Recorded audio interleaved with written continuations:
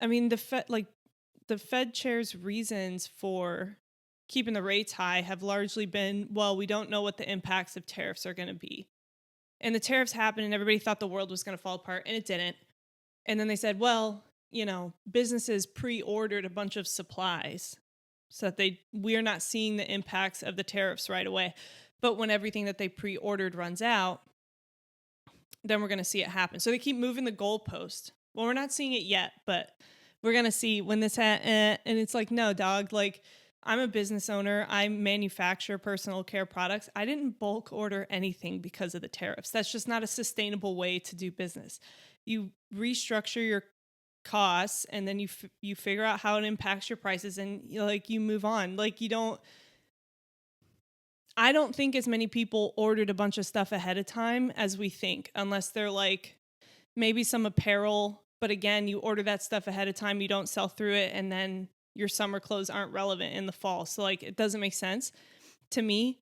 Maybe some Amazon like resellers, but like, no love lost for Amazon resellers. Yeah.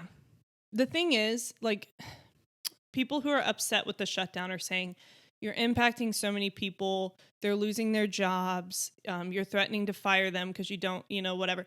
Listen, it is not, it's not the government's job to employ you. And that might sound mean or nasty, but it's not. That's not their job. So like, if there happen to be jobs in the government, if you happen to get a government job and keep a government job, I mean, it's not bad. It's not a bad gig. Like, you get a bunch of benefits and it's stable, and maybe too stable, because I know a lot of government employees that should get fired and don't. Looking at you, every employee at CIF. However, that's not what the government is there for. Like, it's just not. So if through this shutdown we realize that this is a way to make the government smaller and more efficient, I am absolutely all for it. You know what I mean? I mean, in the private sector, like, the stock market goes up and up and up and up, and then there's a correction. But we're seeing it with Bitcoin right now. Unfortunately, in the government, that's not where the free market exists or lives, so there is no correction.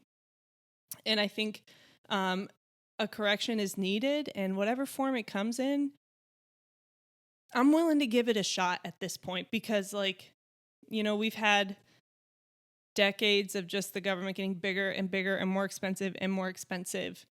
And we've seen where that's gotten us, like $37 trillion in debt. You know what I mean? And so I think Donald Trump is like a doer. He's a builder. So he comes in and he's like, what are we doing? When is the tile getting here?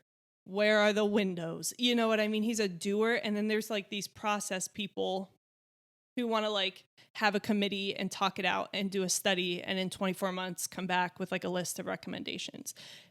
We need both of those things to exist in the world. You need doers and you need process people. The process people are upset right now. Regarding Mitch McConnell, we could laugh. We could ridicule him for being so narcissistic that even well into his 80s, when he can barely walk, he can't let go of power. We could say that there's something deeply wrong with him because of that. We could look at his family and be like, hey, what are you guys doing? Is this another Dianne Feinstein issue where we're going to have to tell him how to vote? His staffers are going to whisper in his ear, yes or no, yay or nay. We could look at his family and say, like, hey guys, this is elder abuse. We could do all of those things.